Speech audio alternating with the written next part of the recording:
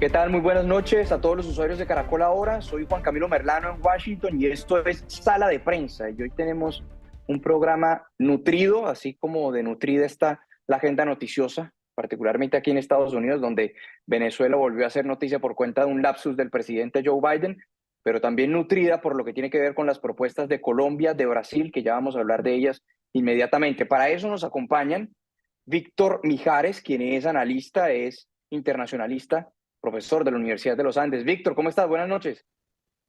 Juan Camilo, ¿qué tal? ¿Cómo estás? Gracias por la invitación. Bueno, y lo más importante, Víctor es venezolano, que debe sentir entonces este tema muy de cerca. También nos acompaña Ronald Rodríguez, investigador del Observatorio para Venezuela de la Universidad del Rosario. Ronald, buenas noches. Juan Camilo, gracias por la invitación. A Víctor, un saludo. Bueno, empecemos un poco con, hay mucho por tratar de cubrir en esta. Vamos a tratar de ser como lo más, vamos a tratar de abarcar lo más posible. Empecemos por las nuevas posiciones o las propuestas. Hace unos días me gustaba una frase, un término de la ex canciller María Emma Mejía, que decía que Colombia tenía que salir un poco de esa diplomacia silenciosa o tratar de conseguir algo a través de esa diplomacia silenciosa. Hoy vemos que por lo menos hay propuestas a nivel público, luego de conversaciones que sostuvieron el presidente Gustavo Petro con el presidente Luis Ignacio Lula da Silva de Brasil. Ambos salieron a nivel público a dar esas pinceladas de qué es lo que proponen. Y empecemos con la propuesta del presidente Gustavo Petro, porque francamente llama mucho la atención. Primero, habla de una especie de frente nacional. En el caso de Venezuela, ya vamos a hablar de los 5 puntos concretos, pero empezando por el Frente Nacional, Víctor, pues tú conoces bien y puedes explicarle a los usuarios, Venezuela es un país pactista, es decir, ellos tuvieron el pacto de punto fijo. ¿Cómo ves tú esta figura que propone el presidente Gustavo Petro y qué tan acertada puede ser para la situación en Venezuela actualmente? Pues desde luego que es no una solución definitiva. Yo no creo que los presidentes de Colombia y de Brasil estén buscando soluciones definitivas en estas instancias. Yo soy de los que cree que hay un proceso mucho más largo de negociación que nos va a tomar meses y que bueno, buena parte de este año se nos va a ir en eso y quizás también después del 10 de enero del próximo año, cuando se supone que hay una toma de posesión, no sabemos de quién exactamente, pero creo que se están ensayando soluciones. Y una de estas soluciones que creo que el presidente Petro trató de traducirlo al colombiano para que se entendiera, ¿verdad? Era precisamente tratar de buscar algún tipo de solución de compartir poder, de buscar algún tipo de fórmula o de salida en donde se permitiese la participación tanto del chavismo como de la oposición mayoritaria, encabezada sobre todo por María Corina Machado. Creo que esta es una lectura que todavía es muy prematura, no hay condiciones en este momento para eso. Sin embargo, creo yo que visto esto y si esto pudiese evolucionar a futuro en unas condiciones en donde ambas partes viesen sus intereses resguardados para una transición mucho más ordenada, esto podría ser una solución. En este momento parece muy prematuro, pero quizás dentro de algunos meses empiece a tener un poco más de sentido este tipo de fórmula. Claro, Ronald, levantamiento de todas las sanciones contra Venezuela, amnistía general nacional e internacional, garantías totales a la acción política, gobierno de cohabitación transitorio, nuevas elecciones libres. Aquí me llama la atención porque él le coloca el calificativo de libres como de cierto modo, eh, siendo implícito, no sé qué él creía que estas elecciones pasadas no gozaron de plenas libertades. Esta especie de lista de peticiones, si se quiere, o de recomendaciones del presidente Gustavo Petro, uno le causa como gracia porque escucha al madurismo prácticamente descartando todo eso sin siquiera discutirlo. ¿Tú cómo ves la situación? ¿Sí puede haber apertura, por ejemplo, como dice Víctor, quizás en los próximos meses, teniendo en cuenta que Maduro irá hasta el 10 de enero?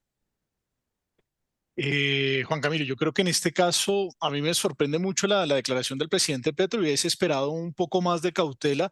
A diferencia de otros analistas, yo creo que la negociación tiene que ser un poco más reservada y evitar la tentación de los micrófonos.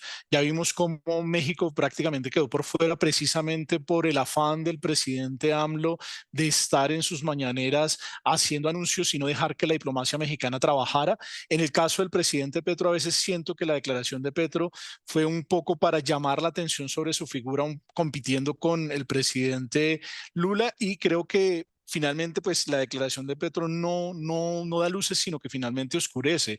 Me sorprendió lo del Frente Nacional, teniendo en cuenta que él es el primer presidente que sale del grupo guerrillero M-19, que precisamente fue un grupo que surgió ante la dinámica del Frente Nacional. Entonces, ahí hay como una especie de contradicción histórica en el presidente. Uno podría pensar que sí, que es tratar de traer el símil al caso colombiano para que los colombianos puedan entender un poco la propuesta, pero Venezuela, pues particularmente el chavismo siempre ha estado en contra de la democracia pactada y el bipartidismo de la segunda mitad del siglo XX, entonces tampoco cuadra un poco con la realidad y el discurso y la narrativa del régimen venezolano. Y ya respecto a los 5 puntos, respecto al levantamiento de sanciones, este ha sido un punto que siempre ha estado sobre la mesa, pero no todas las sanciones. Hay diferencias entre las sanciones. Unas son las sanciones sectoriales que en efecto afectan al pueblo venezolano y que han tenido unas consecuencias de agravamiento de la emergencia humanitaria compleja y prolongada que causó el chavismo, pero otro muy diferente, las dinámicas que hay frente a casos de corrupción, narcotráfico y violación de derechos humanos. Entonces, hay que ser un poco más cuidadoso porque hacer una aseveración de estas tan a la ligera creo que complica. Por eso creo que es mejor mantener un diálogo entre las cancillerías, un diálogo de negociación y no tener el afán de esta diplomacia tuitera que muchas veces pues termina echando al traste acuerdos que se vienen cocinando, acuerdos que se vienen elaborando.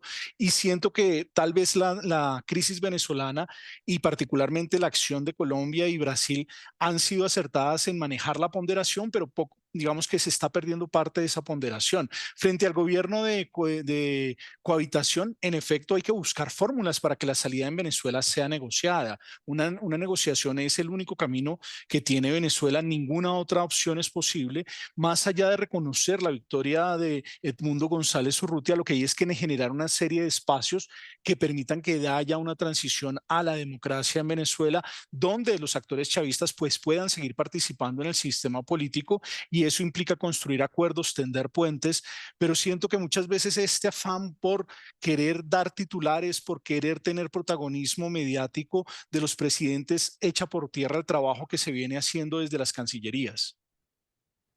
Sí, tú hablas, Ronald, de la tentación de los micrófonos. ¿Sabes quién cayó en la tentación de los micrófonos? Parece en las últimas horas el presidente de Brasil, Luis Ignacio Lula da Silva, quien dijo lo siguiente, escuchemos. O senhor não reconhece. ¿Reconoce a Maduro como presidente electo? Ainda não. Todavía no. Él sabe que está debiendo una explicación para la sociedad y para el mundo. El otro día tuve una reunión con Colombia, con México. Solo tiene que presentar los datos por algo que sea confiable, por el Consejo Nacional Electoral que tiene gente de la oposición. Podría ser, pero él no lo envió por el Consejo. Maduro tem 6 meses de mandato ainda. Maduro tiene 6 meses de mandato todavía, termina en enero del año que viene. Si tiene sentido común, incluso podría convocar nuevas elecciones, establecer un criterio de participación de todos los candidatos, creando un comité electoral que participe todo el mundo y observadores del mundo entero. Bueno, afortunadamente cayó en la tentación de los micrófonos para cuestionar un poco a Maduro. Víctor, ¿está apretando Lula a Maduro? Pues yo creo que sí. Yo coincido con la observación que hace Ronald en cuanto a que la diplomacia, pues cuando es más efectiva es porque ha sido más discreta, ha sido más cuidadosa. Sin embargo, hay que tomar en cuenta lo siguiente. Este es un tipo de negociación en donde lo que está en juego no es una transición tradicional al estilo siglo XX en el contexto de la Guerra Fría. Esta es una transición distinta, donde América Latina no está acostumbrada a este tipo de transición en particular.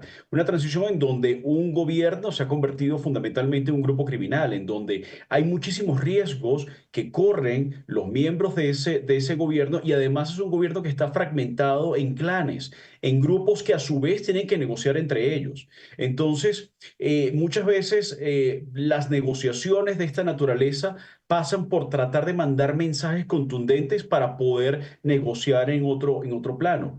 Recordarán ustedes, por supuesto, de manera muy clara, cómo se mantenía, por ejemplo, los combates entre las fuerzas militares de Colombia y las FARC, incluso en contextos de negociación en La Habana. Y eso se entendía como parte de la negociación, es decir, lo que estaba en el terreno, lo que se estaba luchando en los teatros de operaciones y lo que se estaba negociando en la mesa de negociación.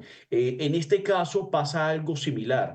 se mandan mensajes de esta naturaleza, hay un impacto acá también para ganar legitimidad frente a la contraparte, ganar legitimidad frente a la base electoral que apoya a Edmundo González, a María Corina, y también previendo cualquier tipo de cambio. Entonces, estos son dos líderes políticos muy importantes de la izquierda latinoamericana e internacional que tienen que ganar también legitimidad frente a la contraparte. En ese sentido, creo que envían estos mensajes, ponen algo de presión, tratando de generar, por supuesto, algún tipo de reacción, pero siempre manteniendo el diálogo abierto. Esto es un equilibrio muy delicado y ahí entiendo, por supuesto, las observaciones de Ronald. Es un equilibrio muy delicado, pero también tiene que mandar de vez en cuando este tipo de mensajes para dejar muy, muy claro que no se van a parcializar por Maduro, que es una de las principales críticas y principales temores que hay con las gestiones de Lula y de Petro. Claro, en ese mismo sentido, Ronald, tú coincides porque es cierto lo que tú dices, a veces esa diplomacia silenciosa puede ser valiosa, pero ya llevamos, ¿qué? 2 semanas, más de 2 semanas, vamos para 3 semanas y los gobiernos únicamente habían emitido 2 comunicados pidiendo actas. ¿Era tiempo ya de hablar o tú crees que debieron haber mantenido el silencio? Yo creo que hubiesen podido pronunciarse en dirección a un tema absolutamente concreto y es el nivel de represión. El nivel de represión en Venezuela en este momento estamos viendo una situación muy compleja, más de 1.406 detenidos según los datos que tiene Foro Penal al día de hoy y particularmente una dinámica de represión sobre los ciudadanos y sobre diferentes actores. Yo tengo varios colegas venezolanos que han optado por preferir no dar ningún tipo de declaración porque la situación de represión del régimen ante cualquier ciudadano venezolano que desde su país se pronuncie frente a lo que está pasando es bastante fuerte.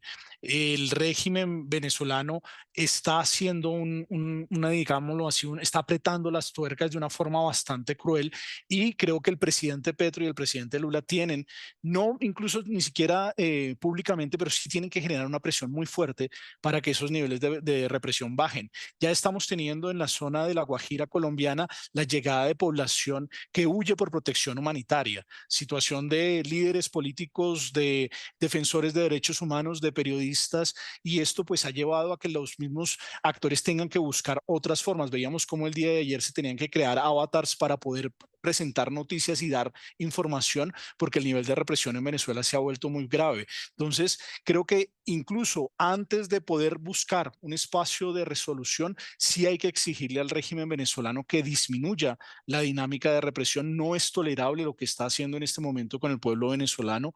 No puede ser que los periodistas simplemente por comunicar sean acosados de terrorismo. No es posible que un profesor que da una opinión frente a la crisis que está viviendo su país sea acusado de terrorismo. Creo que en esa dirección también hay que ejercer presión y es importante que los gobiernos de Colombia y Brasil se expresen en esa dirección, porque son gobiernos que finalmente tienen puentes, tienen espacios de diálogo con el régimen venezolano que sienta que no solamente las acusaciones vienen desde diferentes actores de organizaciones defensoras de derechos humanos, sino incluso de estos gobiernos que están pugnando por una negociación y están pugnando por una resolución de la crisis venezolana.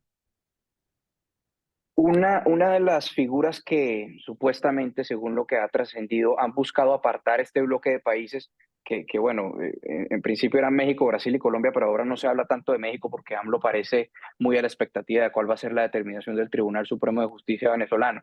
Pero en un principio se había dicho que ellos querían apartar de esta negociación a María Corina Machado, porque creen quizás, bueno, que es un poco radical, que el régimen no la ve con buenos ojos, en fin. Pues María Corina Machado también habló en las últimas horas sobre esas propuestas de repetir las elecciones. Se va a una segunda elección y si no le gustan los resultados que vamos, una tercera, de una cuarta, y una quinta, hasta que le gusten los resultados a Maduro. ¿Aceptarían eso ustedes en sus países? Que si el resultado no es satisfactorio, entonces se repite una elección. Nosotros fuimos una elección con las reglas de la tiranía. Mucha gente me dijo que estábamos locos, que nos estábamos arriesgando y que iba a haber un fraude monumental que no íbamos a poder probar. Y nosotros confiamos en la organización ciudadana. Y hubo gente que arriesgó su vida, su familia, su hogar, y otros fueron asesinados. hoy en día están presos, escondidos o han tenido que huir del país. Plantear desconocer lo ocurrido el 28 de julio, para mí es una falta de respeto a los venezolanos que han dado todo y que expresaron la soberanía popular. Víctor, una falta de respeto sería desconocer ese resultado porque es clarísimo que Edmundo González ganó frente a todas, frente a esa cancha desequilibrada que María Corina contaba ahí expresamente. ¿O tú qué dices? Sí, yo creo que los argumentos de María Corina Machado en este caso son, como suelen serlo, bastante contundentes.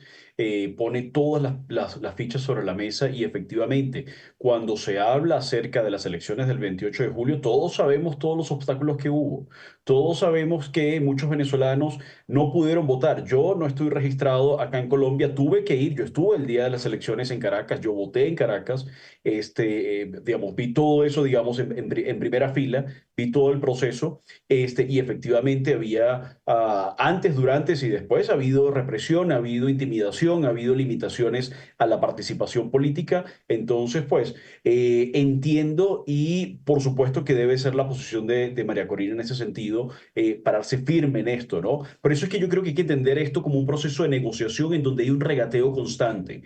María Corina debe pararse firme frente a esto, precisamente para dar una respuesta a estos presidentes. Mientras que estos presidentes tratan, y vamos a ver otros globos de ensayo, tratando de buscar de algún modo una aproximación un poco indirecta, porque esto es una negociación muy compleja, abriendo espacios no para ofrecer una solución inmediata o mágica, sino para ofrecer y para tratar de generar espacios de acercamiento aunque sea indirecto, acercamiento aunque sea mediado precisamente por las cancillerías de Brasil y de Colombia.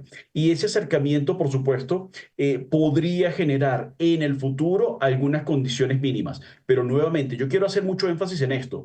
Cuando hablamos de negociaciones, no solamente estamos hablando de una negociación en donde hay unos mediadores que son Brasil y Colombia, en donde los Estados Unidos tienen un papel fundamental allí para ejercer presión, en donde por supuesto se entiende que los dos polos que negocian y que tienen que llegar a algún tipo de acuerdo tendrían que ser el chavismo y la oposición, pero hay que tomar en cuenta lo siguiente.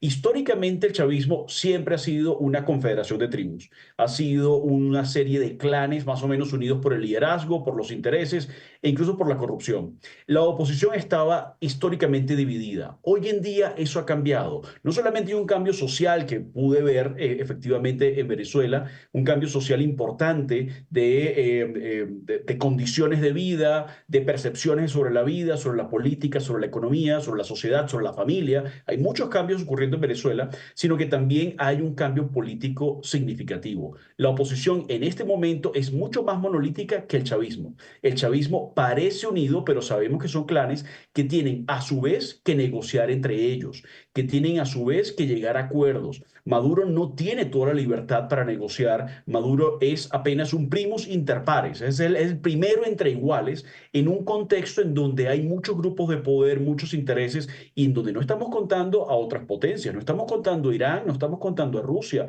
no estamos contando a Hezbollah, no estamos contando a muchos actores extracontinentales que también tienen presencia allí. Es una negociación súper compleja, una negociación muy dura, en donde vamos a ver, creo yo, avances y retrocesos y por supuesto globos de ensayo. Yo lo que recomendaría es no ver tan literalmente cada propuesta que salga de las cancillerías o las presidencias de Colombia y de Brasil, sino verlo como el intento de ellos de crear condiciones para incentivar el diálogo. Así lo interpreto yo. Ok, pero Víctor, yo sí quiero que hagamos énfasis en algo y es que a nadie le gusta hablar de esto, pero la realidad es que tenemos un periodo de, sí, prácticamente 6 meses antes de que Maduro salga del poder y la cantidad de cosas que pueden pasar son infinitas.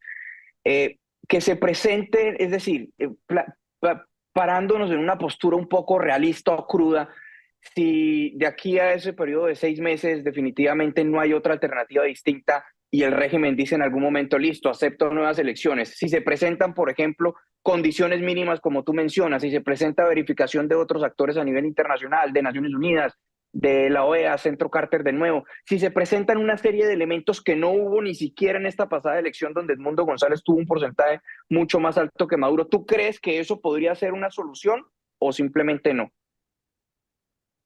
Juan Camilo, ese es uno de múltiples escenarios, como tú mismo has dicho. Es decir, aquí las posibilidades están abiertas para que ocurra cualquier cosa, y cualquier cosa es cualquier cosa.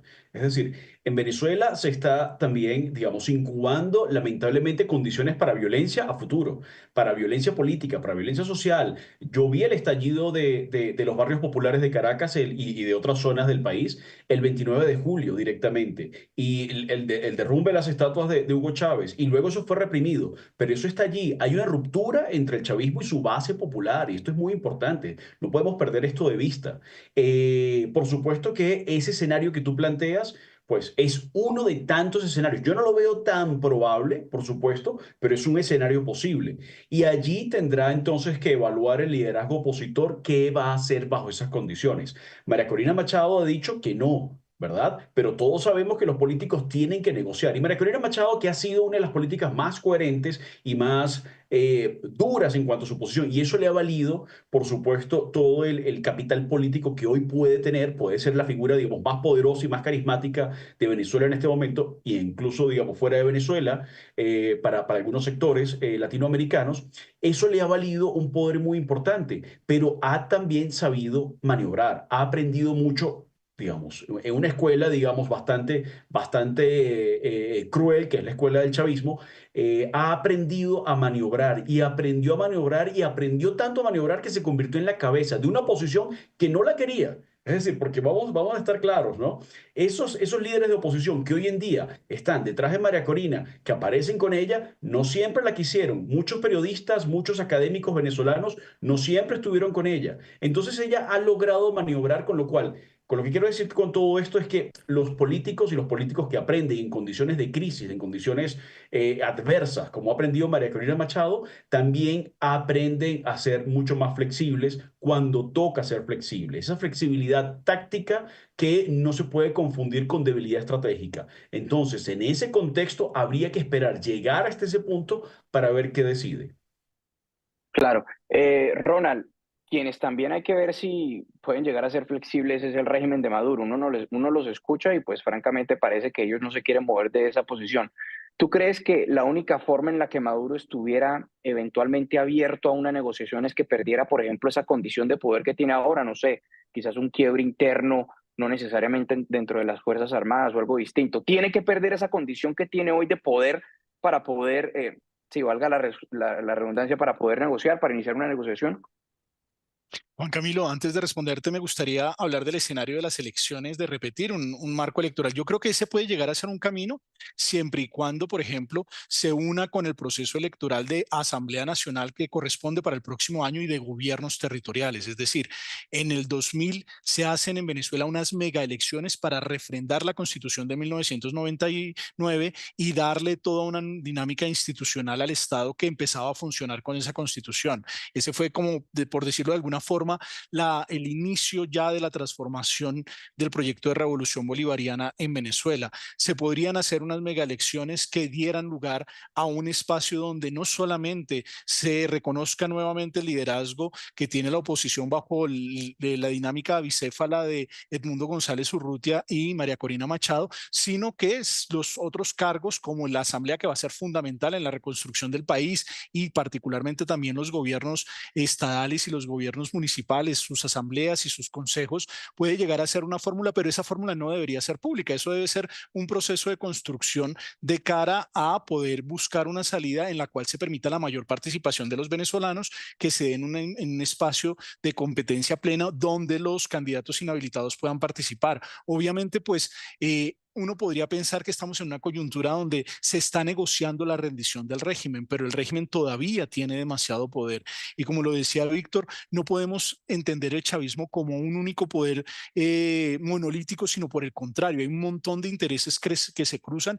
Algunos de ellos, incluso actores colombianos que han encontrado en territorio venezolano un ecosistema perfecto para crecer exponencialmente. Y eso pues implica que si no se hace una negociación con todos esos actores, podríamos devenir en una situación de confrontación que es lo que no deseamos para Venezuela. En ese orden de ideas hay que buscar alternativas, esa de unas elecciones en las cuales se amplíe el juego, no solamente a la presidencia de la República, porque uno de los grandes retos que tendría Edmundo González Urrutia, si por ejemplo el régimen por alguna razón hoy reconociera su presidencia es que todo el Estado venezolano está cooptado por diferentes actores del chavismo con diferentes intereses y que sienten que la oposición les va a romper ese statu quo. Entonces, generar un espacio que sea muchísimo más amplio, que permita darle legitimidad electoral y donde todos los venezolanos puedan participar, incluyendo la diáspora, que ha sido fundamental para explicar lo que está hoy pasando en Venezuela. Recordemos que el régimen creía que podía aislar a los venezolanos que estaban fuera, bloqueándoles el voto, pero los venezolanos que están fuera están haciendo muchísima presión para que desde diferentes países reconozcamos lo que está sucediendo en el hermano país. Y ya respecto a tu pregunta, lamentablemente la situación de Nicolás Maduro ha sido eternamente subestimado. Nicolás Maduro es un actor que sabe repartir poder, pero que también sabe quitarlo. Es decir, él distribuye poder entre los diferentes grupos del chavismo, pero cuando alguno de esos grupos trata de ir en su contra, como fue el caso de Rafael Ramírez, como fue el caso de Tarek El Aissami, que manejaron sectores importantes, manejaron el petróleo y la riqueza de Venezuela, pues también pudo prescindir de ellos. Siento que Nicolás Maduro en este momento está subiendo la escala de represión, particularmente porque eso también da un poder de negociación. Es decir, la represión como un instrumento de un autoritarismo para tener carácter de negociación. Ya no tiene ninguna excusa electoral, ya no tiene ni el apoyo de la población venezolana que muchas veces alegaba en la elección de 2018 la oposición decidió no participar. El candidato que se presenta, Henry Falcón, no representaba ni siquiera la tercera parte de la oposición y él aducía que a partir de esa elección él tenía legitimidad. Hoy ya no tiene ninguno de esos elementos y su posición de negociación se ha hecho más débil, pero lamentablemente está recurriendo a la represión para aumentar su poder y lo está haciendo de forma bastante efectiva. El saldo de represión que está arrojando Venezuela en este momento es el peor en estos 25 años y siento que en este momento el régimen está un poco atrincherado creyendo que puede repetir lo de 2018-2019, un autoaislamiento internacional y una supervivencia en una carencia muy frágil, pero que finalmente es supervivencia. Pero el régimen olvida que ya el liderazgo de Edmundo González Urrutia es muy diferente al liderazgo que tuvo la oposición bajo Juan Guaidó, porque este es un liderazgo que está cimentado en la participación popular, en un ejercicio de transparencia que hizo la oposición poniendo las actas y en un convencimiento que ha logrado a través de todo el proceso en unas condiciones que eran francamente desequilibradas, pero que lograron hacer que en el mundo hoy incluso no haya un presidente en América Latina de estirpe democrática que considere lo que está pasando en Venezuela no es un atentado contra la democracia. Sí, sí, claro. Bueno, se nos acaba el tiempo, pero no quiero dejar pasar un tema de cierre para comentarios de 30 segundos de ustedes ahí como de cierre, y es el papel de Estados Unidos y concretamente es el lapsus del presidente Joe Biden hoy, quien primero hoy, bueno, el contexto un poco es saliendo de la Casa Blanca, se iba a montar en el helicóptero Marine One, escucha el ruido del motor del helicóptero, la cantidad de preguntas y le preguntan primero por Maduro y al final le preguntan sobre si está de acuerdo con unas nuevas elecciones en Venezuela. Dice que sí y luego, un par de horas después, la Casa Blanca saca un comunicado tratando de aclarar, o más bien corrigiendo, diciendo que el presidente Joe Biden entendió mal, no sabía, él se refería era a lo absurdo de que Maduro y su régimen no diera resultados claros del 28 de julio, es decir, que no estaba con la idea de las nuevas elecciones. Víctor, ¿tú crees que a veces como que despierta un poco de inquietud que el presidente de los Estados Unidos se refiera de esa manera tan ligera a un tema tan delicado como lo es el de Venezuela? ¿Tú lamentas esa falta de interés? ¿Tú lamentas ese pronunciamiento o ese lapsus de Biden? ¿Crees que hace daño? Pues yo creo que Biden no está, digamos, a cargo de esta situación de crisis. Esta crisis la están manejando, digamos, funcionarios de alto nivel en el Departamento de Estado, en la Casa Blanca, incluso en el Pentágono. No creo que el presidente Biden esté en este momento como en condiciones de lidiar con todos los asuntos con los que tiene que lidiar. Quizás esté mucho más atento a otros conflictos, pero tú mismo viste cómo confundió a Zelensky con Putin, digamos, teniéndolo al frente. Entonces, este tipo de confusiones, pues, hacen parte también de eso que casi se ha convertido en el folclore americano, la política americana, de un presidente, pues, octogenario, que está un poco perdido en esa gerontocracia que se está convirtiendo el mundo, ¿verdad? Yo digo, más que lamentarlo, creo que queda muy claro que él no está a cargo de la crisis, que hay funcionarios que están a cargo de esa crisis y que han, digamos, retomado la posición que quiere jugar los Estados Unidos, que es la posición de ser el actor firme que se mantiene del lado de la oposición y que le permite entonces y le abre la cancha a actores latinoamericanos como Colombia y como Brasil para que sean los gestores directos en esa comunicación con Nicolás Maduro. Yo no creo que, esto no niega, por supuesto, que exista algún tipo de comunicación directa entre los Estados Unidos y el gobierno venezolano. El mismo Maduro ha dicho que en su momento dijo que había, digamos, voluntad por parte de él en materia de, digamos, de debate. Algunas fuentes, digamos, estadounidenses, diplomáticas que no quieren revelar sus nombres, me han dicho a mí que mantienen ese diálogo directo con el gobierno venezolano, por lo cual no creo que este pequeño error por parte del presidente Biden, insisto, que más allá del folclore y más allá de los chistes que puede causar y que además hacen parte también de la campaña electoral, pues no creo que afecten demasiado la posición diplomática y la posición en esta negociación compleja y a múltiples bandas con respecto a la crisis venezolana. Ok, bueno, perfecto. Señores, se nos acabó el tiempo. Muchas gracias, Ronald. Muchas gracias, Víctor. Será para una próxima ocasión. Estoy seguro que seguiremos hablando mucho sobre este tema. Ya destacamos que Maduro estará hasta el 10 de noviembre, hasta el 10 de enero. Entonces habrá mayores noticias y mayor análisis. Por lo pronto, muchas gracias y gracias también a los usuarios de Caracol. Ahora sigue Signo Pesos.